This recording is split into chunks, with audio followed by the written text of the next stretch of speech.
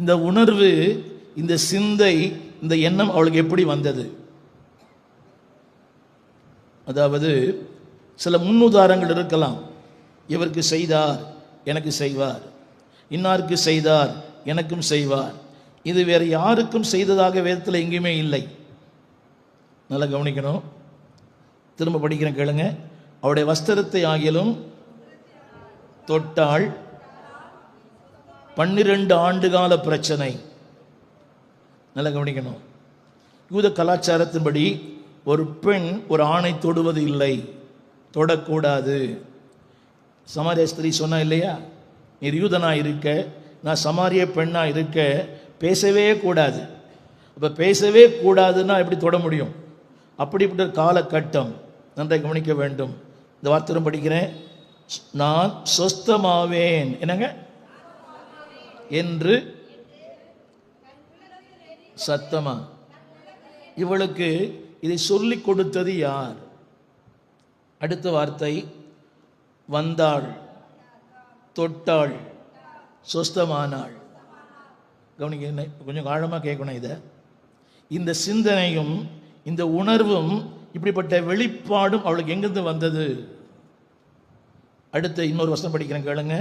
அதே 14ஆம் அதிகாரம், அதே மத்தேயு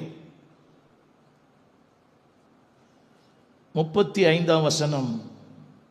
அவ்விடத்திலிருந்த மனுஷர்கள் இன்னார் என்று அறிந்து சுற்றுப்புறம் எங்கும் செய்தி அனுப்பி பிணியாளர்கள் எல்லாரையும் கொண்டு வந்து அவருடைய வஸ்திரத்தின் ஓரத்தை ஆகிலும் தொடும்படி உத்தரவாக வேண்டும் என்று அவரை வேண்டிக் கொண்டார்கள். தொட்ட யாவரும் சுகமானார்கள்.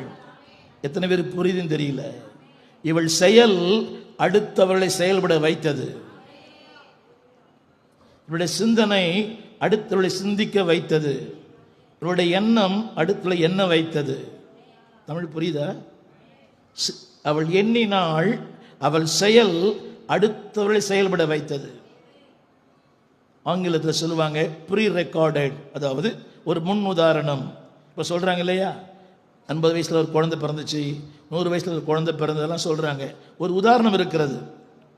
தேவன் சுகமாக்கினார், கேன்சர் சுகமாக்கினார்லாம் உதாரணம் இருக்குது. ஆனால் இந்த பெண்ணுக்கு உதாரணங்களே இல்லை. அப்படி எங்கே ஆண்டு செஞ்ச மாதிரி தெரியல. நான் சொல்ற வருஷம் புரியுதா? ஒரு பெண்ணுடைய கிரியை அநேகருடைய கிரியை செய்வதற்கு ஏதுவாக இருந்தது. காரங்களை சொல்லுங்க எல்லாரும். என்னுடைய எண்ணம் அநேக எண்ணங்களாய் மாற வேண்டும். என் செயல் அதனுடைய